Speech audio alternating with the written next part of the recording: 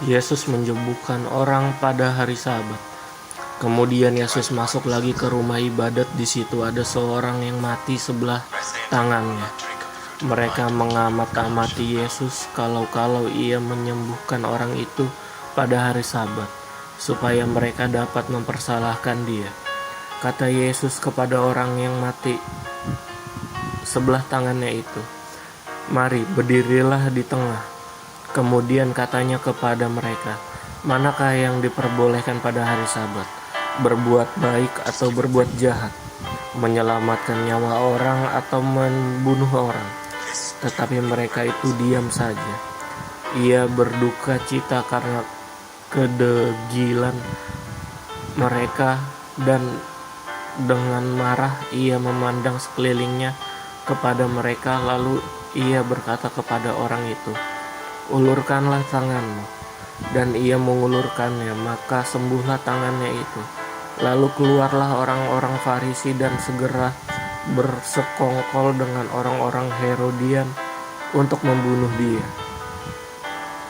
Yesus menyembuhkan banyak orang. Kemudian Yesus dengan murid-muridnya menyingkir ke danau, dan banyak orang dari Galilea mengikutinya, juga dari Yudea, dari Yerusalem, dari Idumea, dari seberang Yordan, dan dari daerah Tirus dan Sidon. Datang banyak orang kepadanya. Sesudah mereka mendengar segala yang dilakukannya, ia menyuruh murid-muridnya menyediakan sebuah perahu baginya karena orang banyak itu, supaya mereka jangan sampai menghimpitnya. Sebab ia menyembuhkan banyak orang, sehingga semua penderita penyakit berdesak-desak kepadanya hendak menjamahnya.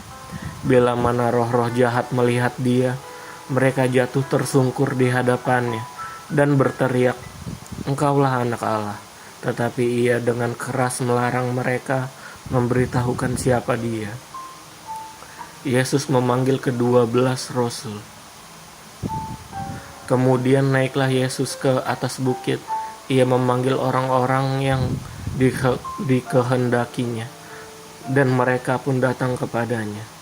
Ia menetapkan 12 orang untuk menyertai dia dan untuk diutusnya memberitakan Injil, dan diberinya kuasa untuk mengusir setan. Ke-12 orang yang ditetapkannya itu ialah Simon yang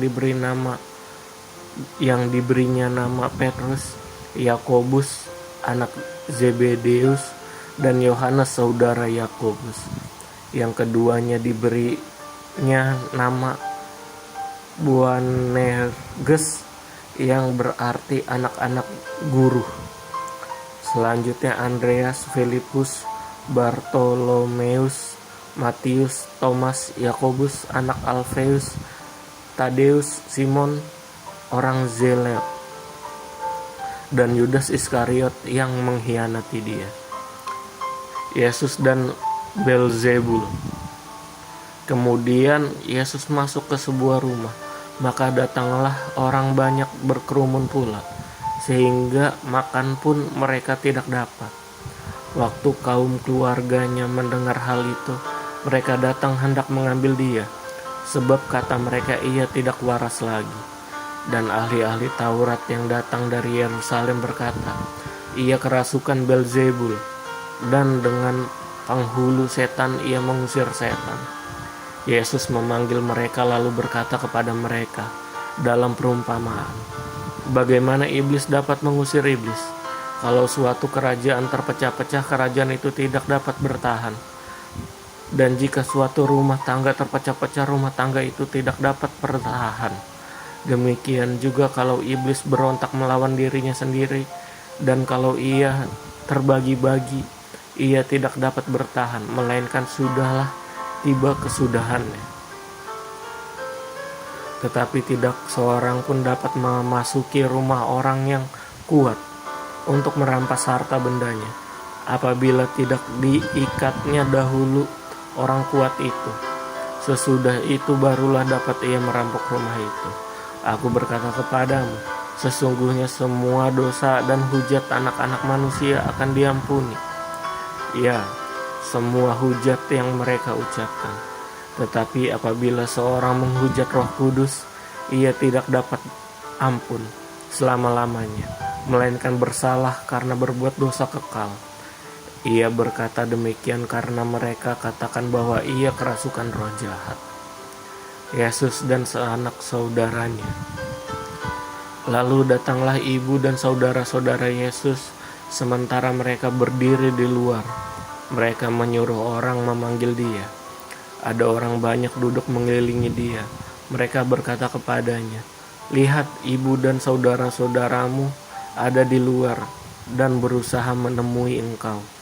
Jawab Yesus kepada mereka, "Siapa ibuku dan siapa saudara-saudaraku?" Ia melihat kepada orang-orang yang duduk di sekelilingnya itu dan berkata, "Ini ibuku dan saudara-saudaraku. Barang siapa melakukan kehendak Allah, dialah saudaraku laki-laki, dialah saudaraku perempuan, dialah ibuku."